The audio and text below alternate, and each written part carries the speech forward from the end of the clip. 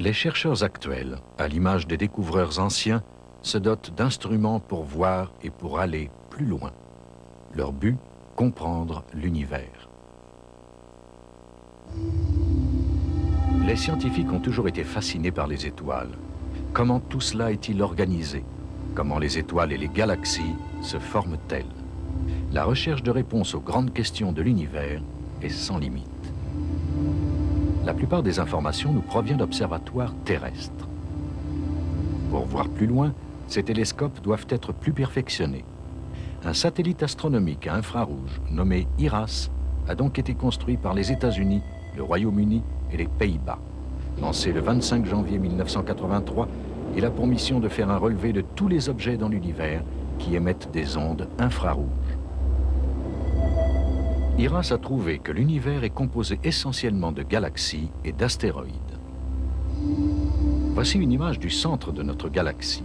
Certaines zones représentent des étoiles qui peuvent être jusqu'à 10 fois plus brillantes que notre Soleil. Cette image représente le centre de la Voie lactée. Et voici une région du ciel autour de la constellation d'Orion, à quelques 500 années-lumière de la Terre. Nous voyons ici une représentation de l'anneau de matière découvert par IRAS autour de l'étoile Vega, indiquant l'existence possible d'un nouveau système planétaire.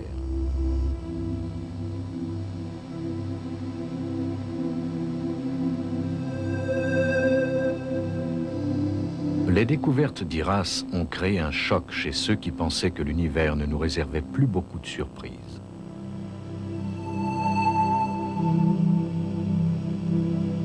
La connaissance de l'univers progresse grâce à de nouveaux outils, comme autrefois celle de la Terre, grâce aux vaisseaux des premiers découvreurs. Ainsi, le Columbia fut le premier navire à remonter le fleuve Columbia aux États-Unis en 1792. Le Challenger recueillit des informations sur les océans Pacifique et Atlantique entre 1872 et 1876. Discovery a exploré en 1610 et 1611 la baie d'Hudson à la recherche d'un passage entre l'Atlantique et le Pacifique. Le navire Atlantis, qui parcourut près d'1 million de kilomètres entre 1930 et 1966, fut le premier navire américain spécialement conçu pour la recherche océanographique. Ces bateaux ont inspiré les découvertes spatiales. Columbia, Challenger, Atlantis et Discovery.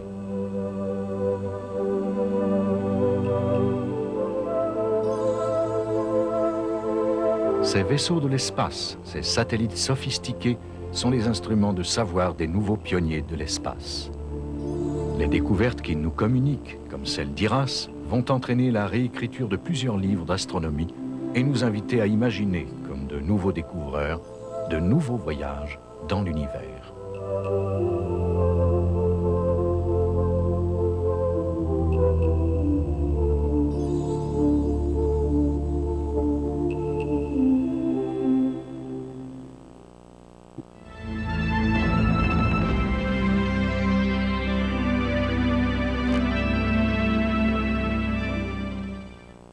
La drogue, un cercle infernal qui traque ses victimes jusqu'à la mort.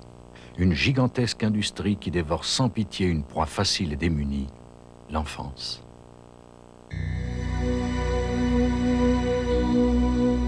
En cette fin du XXe siècle, la toxicomanie apparaît comme une véritable maladie, mais c'est aussi un fait de société.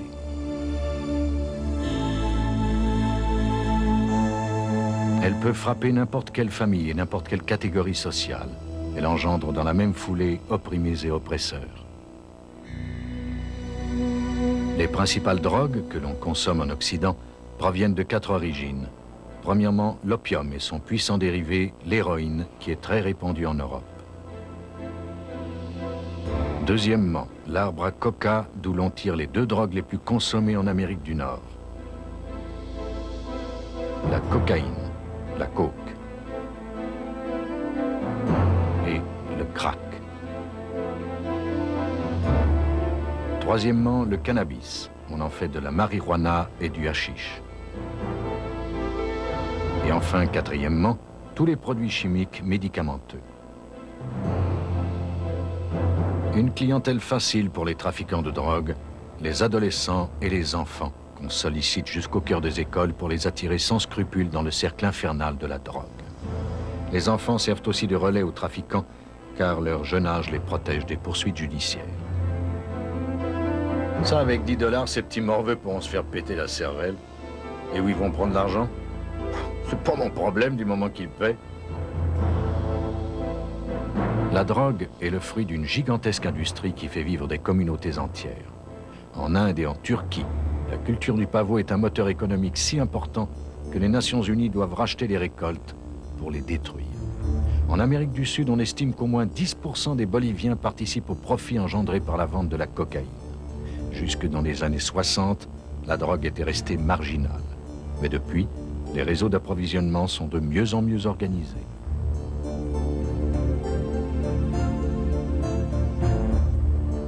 Malgré la coopération de toutes les polices du monde dans la lutte contre ce trafic, la drogue continue d'enrichir la pègre de tous les pays. En 1987, on estimait ce trafic à 500 milliards de $, presque la moitié du produit national brut japonais consacré à la destruction de l'individu. Sans compter les sommes faramineuses qui sont englouties dans la désintoxication des drogués et dans la guerre aux trafiquants. Don't touch that gun.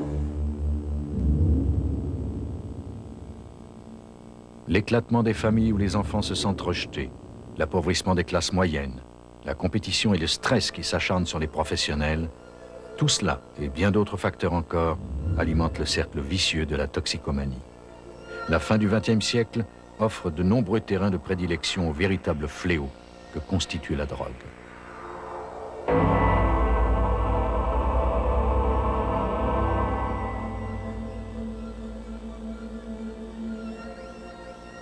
Un fléau qui s'attaque à toutes les ressources de ses victimes. Un fléau qui tue.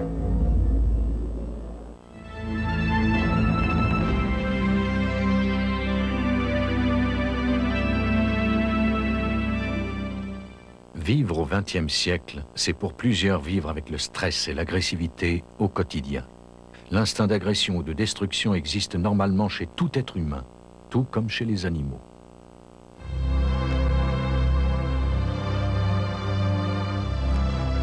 Depuis l'avènement de la télévision, nous sommes confrontés quotidiennement à des images d'une grande agressivité. La réalité, bien souvent, dépasse la fiction. Sommes-nous devenus plus agressifs que nos ancêtres? Mais la violence et sa représentation en images ne sont pas caractéristiques de notre époque. Si la vie moderne nous renvoie chaque jour des images d'une grande violence, l'histoire nous a montré qu'elle existe depuis la nuit des temps.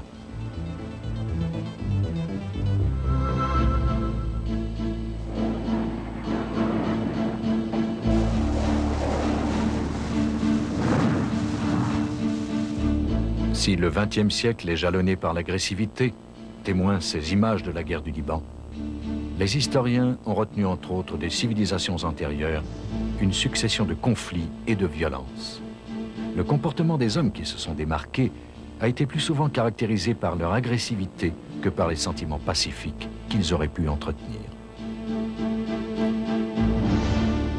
On se souvient de César, de Napoléon, d'Hitler, de Staline, pour les millions de morts dont ils ont été responsables.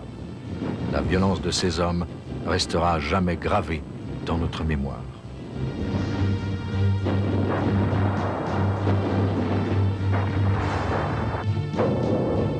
L'agressivité caractérise l'être humain, mais elle est aussi le propre de l'animal.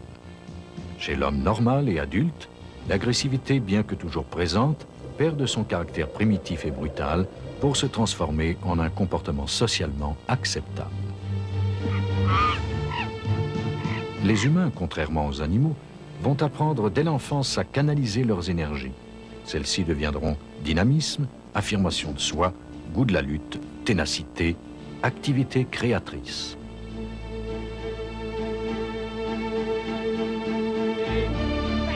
Dans un siècle où les villes sont de plus en plus présentes, les jeunes n'ont pas toujours accès aux structures qui leur permettent de canaliser leur instinct de violence dans le sport ou dans les jeux.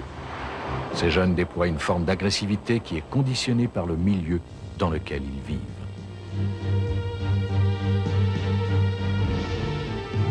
La possibilité d'obtenir facilement de l'alcool et de la drogue amplifie aussi le problème de l'agressivité. Cela veut-il dire que nous sommes appelés à vivre dans un monde où l'agressivité sera sans cesse plus importante? La recherche nous permettra-t-elle de lutter contre une agressivité excessive? Des expériences ont été tentées dans des prisons américaines pour réduire le niveau d'agressivité des détenus, en offrant ainsi à ces prisonniers la possibilité de canaliser leurs énergies dans une activité physique exigeante. La direction de la prison du Dakota a constaté une nette amélioration dans le comportement de ses résidents.